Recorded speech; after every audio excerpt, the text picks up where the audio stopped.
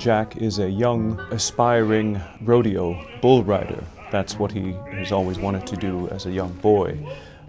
He takes a job for the summer, herding sheep along with his newfound friend, and he decides that this job is going to allow him to save some money so he can get back into bull riding. That's his primary objective. He's a very optimistic, happy, sunny, bright personality, and just enjoys life and just enjoys living. That was my boyhood dream. I play the character of Ennis Del Mar. At the beginning of the opera, he's a young ranch hand, sheep herder. He is very quiet, very private, very closed off. He doesn't talk a lot. His personality is that he's very honest, he's very good. He has a very strong ethic, and his ethic is he's following the myth of the cowboy. He wants very much to live a simple life. He loves being in nature.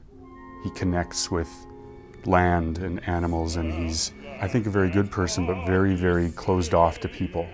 And that affects everything in his life.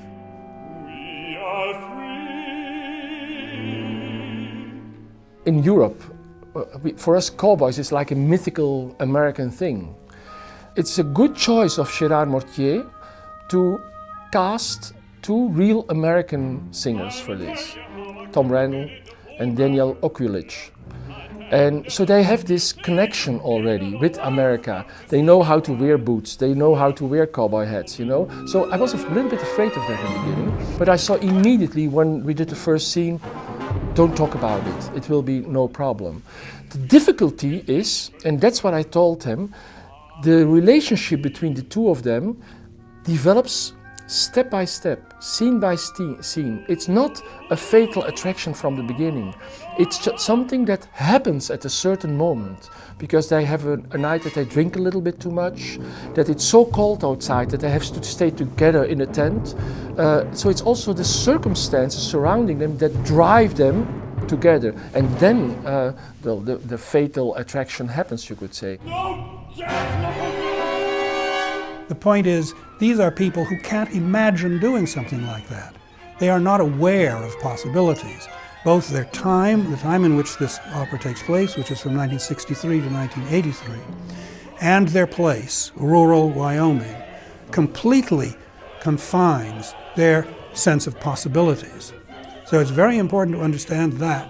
And in this case, in the case of this opera, also I have been given a wonderful text by Annie Proulx, which is very clear and very concise, as a libretto must be. Everything, I hope, that I have composed is in the service of the drama, an ancient idea, many centuries old, and I just continue it. Charles Bourrin is influenced a lot of Arnold Schoenberg, the Second Vienna School. He's one of the American composers who are clearly for the, let's say, European modernity. He doesn't like the pop music influence in the classical music. He thinks still in this opera tradition with the big works of the 20th century like Wozzeck, Moses und Aaron, Soldaten.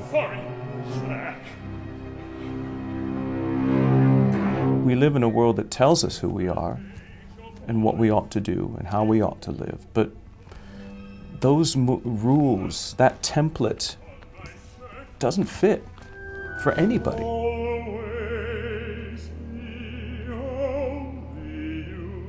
The question, how am I going to live and who am I?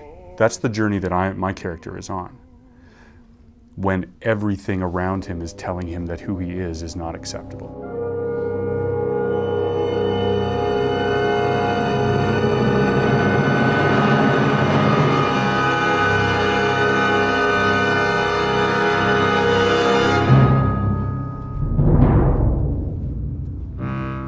Several years ago, when the film of the story originally appeared, I saw it and thought that this was certainly going to be an operatic material that I could use. Then I read the story and realized that the story is much better, actually, than the film. Shortly after that, Gerard Mortier heard of the interest that I had in this project.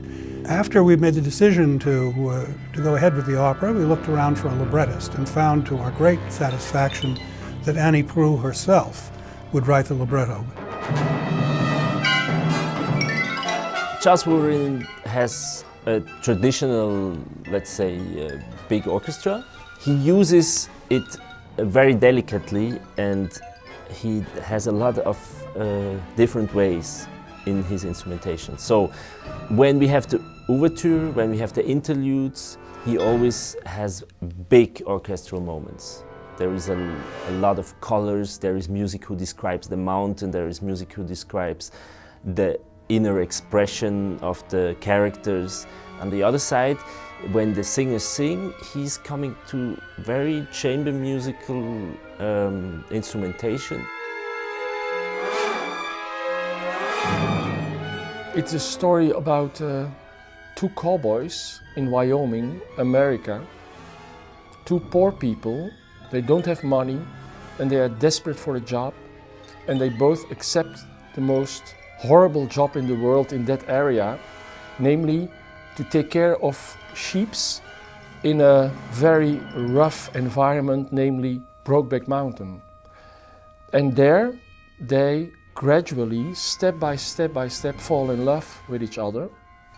They enjoy this relationship, but then they have to go back to their families. And that's really the core of this whole story, that it is a love story on the one side, but a forbidden love, an impossible love, a love that's not accepted by this community in Wyoming, which is a community that's very conservative, but not only conservative, that wants to keep things the way they are, and that is very aggressive, hostile towards anybody that's different.